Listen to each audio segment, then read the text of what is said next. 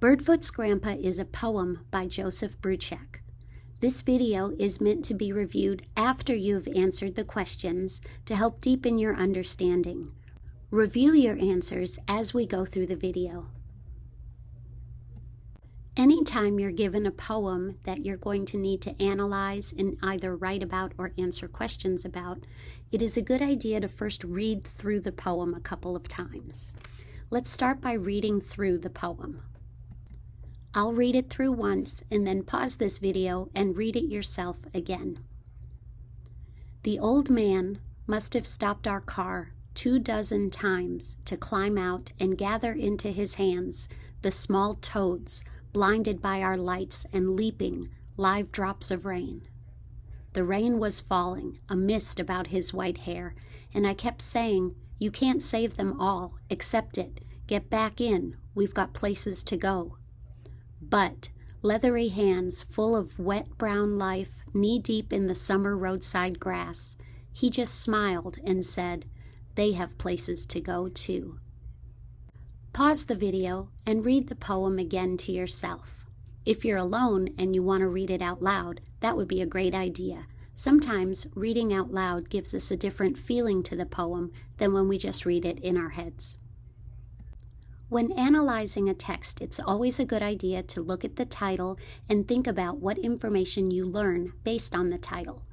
Our title of this poem is Birdfoot's Grampa. The apostrophe S at the end of the word Birdfoot tells me that the Grampa belongs to Birdfoot. As a reader, I can make the inference that the two characters in the story are Birdfoot, the child, and his grandpa. Even though the word grandpa is never mentioned in the poem itself, there are other words that tell us that this is likely about Birdfoot's grandpa. He's described as an old man with white hair and leathery hands, all creating the imagery of being elderly. This also supports the inference we can make that the story is about a child and his grandpa. When reading a poem for understanding, it's a good idea to go stanza by stanza and paraphrase or put in your own words what is happening. This can help you get a picture of what the author is expressing through the poem. How did you describe what is happening in this stanza? The language used in this poem is pretty clearly descriptive.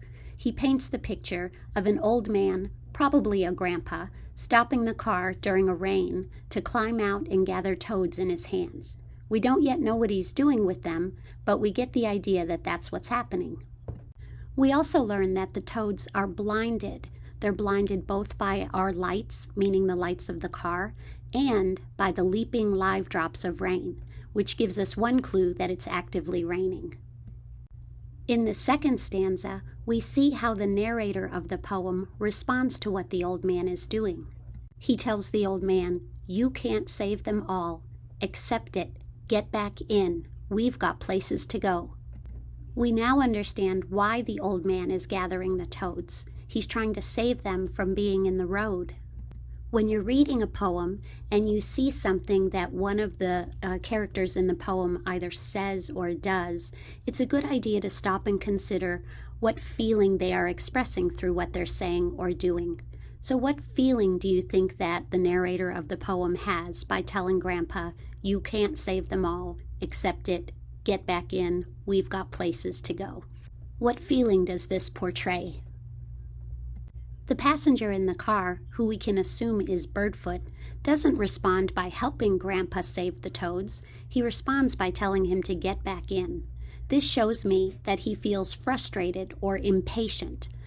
I know when I'm feeling impatient with someone, I often want them to hurry up and finish what they're doing so we can move on to the next thing.